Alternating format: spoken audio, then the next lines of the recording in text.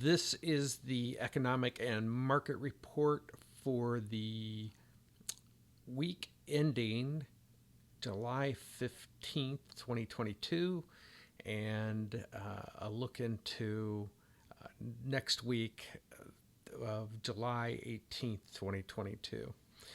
So I'm going to go through my sentiment, go through a number of market and economic indicators that caught my eye this week, and then do a little bit of commentary at the end. So my sentiment right now is that in the short term, and maybe I need to break this up a little bit more, and it's just something that I use when I'm investing and trading. But I'm 70% bullish, 30% bearish, 0% neutral. Most of my trades are going to be around that type of thinking in my investing. In the midterm, I'm 50-50. We're starting to get closer to what I think will be the deflationary bust. It will be in the window, but I still think we're going to get a run up here. How high it goes, I don't know. And it may not transpire in the next few months. But if it's going to happen, it's going to happen here fairly soon. Then long term, I'm 100% bearish. Like I said, I'm looking for us to be in basically an economic depression or a severe recession. We'll be in the middle of it, I think, the middle of next year. And that's after an 80 to 90% drawdown. Now, the investor sentiment survey that came out Wednesday, it saw some positive things associated with it. Now we have people are almost 27% bullish, 27% neutral, 46.5% bearish. And so we're starting to get closer to the historical averages of basically a third, but more kind of bullish thinking. And not that there's a lot of really good news, other than we've gotten things beaten up so badly to this point that people are looking to see a turnaround. I think that we're going to see it and get close to new highs here over the next several months. Okay, other economic and market indicators I'm looking at. You know that I look at the 10-year treasury. I think it tells us a little bit about what's going on. It's fallen below my 3% rate. That once it gets above that, it starts to give me a little bit of yellow light warning. And then it starts to get between, I think it's more 3.25% to 3.5% is a yellow light for me, and then 3.5% and above is a red light. But right now we stand at 2.921, and if you can take a look that this week, we started out at 2.97. We're at 2.93, so not a lot of movement overall. I mean, from point to point, a lot of things happening in between, though. But I do look for that rate to continue to go down if indeed my melt up, and I'm not sure I call them melt up. Some people are calling it a melt up that will happen. I'm looking for more of a strong bear market rally that may get out of hand, which may turn into a melt up. But that's kind of where I stand at the moment. And so I keep watching this figure because it affects a lot of things. Obviously, if the rate goes down, that helps tech, that helps housing, because a lot of the mortgage rates are based off the 10-year treasury. And we did see another inverted yield curve between the 10-year and the 2-year, which is another indication that somewhere in the future we're going to be getting. And I think I looked at a number this week that said that 18 months later is when 12 to 18 months later is when you can look to have the recession happen, even though I believe we're in a recession, which we'll talk about here in a second. The other things that came out this week were the June Producer Price Index, the producer and the consumer price index. I finally found something where it's all on one chart. So you can see that core PPI, 8.8%, latest core CPI, 6%. These figures are, this isn't good, and CPI is even understated. So, it can just keep looking at these particular figures and say, everything's in inflation. Most people already know this because they go to the store or whatever. And but what I think that is troubling is that most of the inflation is in food.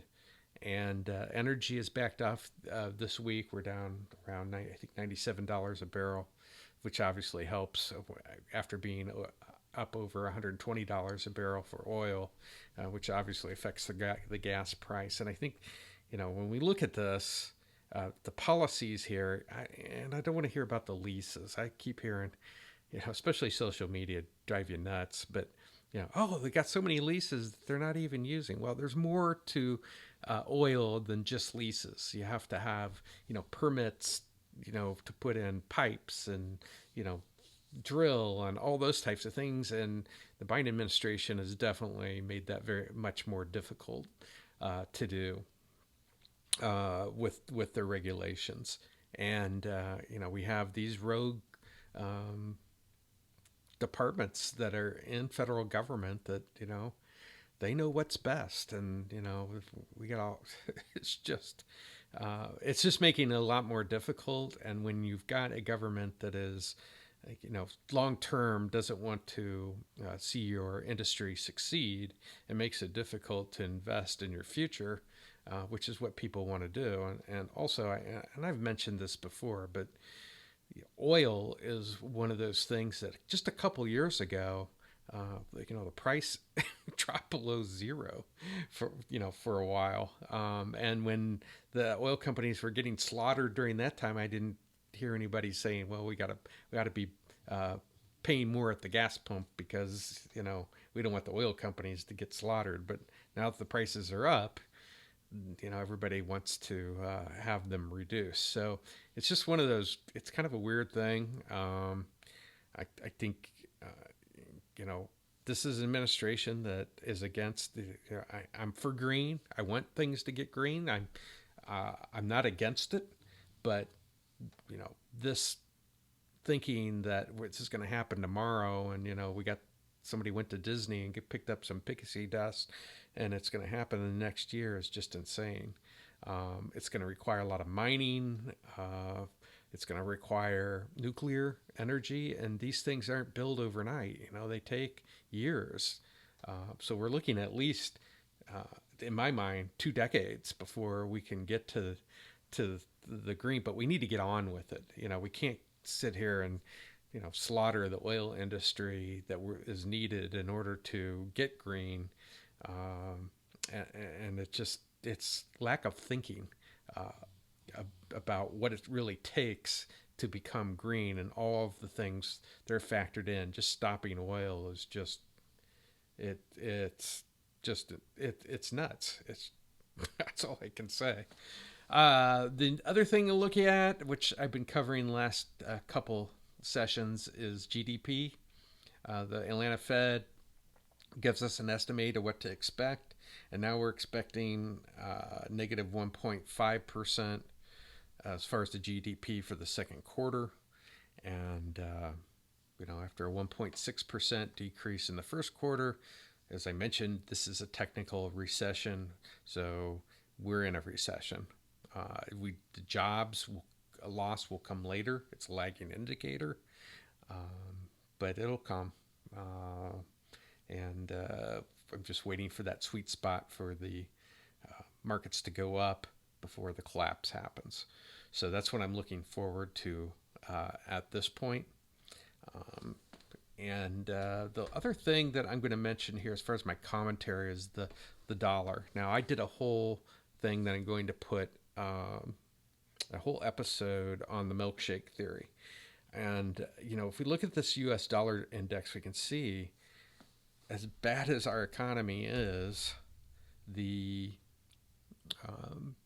dollar has gone up, and it's just shocked me. So there's somebody out there by the name Brent Johnson, and that's what the episode is about, the Milkshake Theory, of how this is impacting the dollar and how liquidity is all going to the U.S.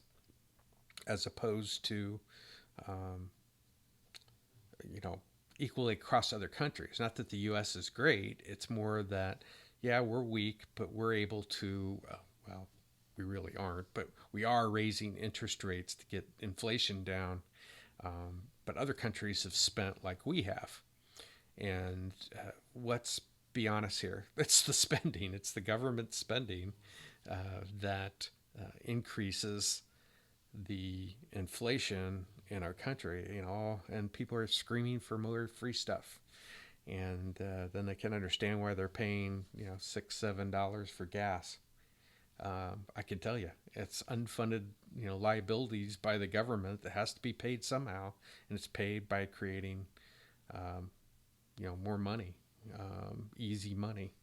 And if there's more spending, then this thing will get even uglier. But because we're the strongest of all of these countries, and we are the reserve currency, we are in a place where it's going to have all the liquidity from other countries that need it. They need the dollar.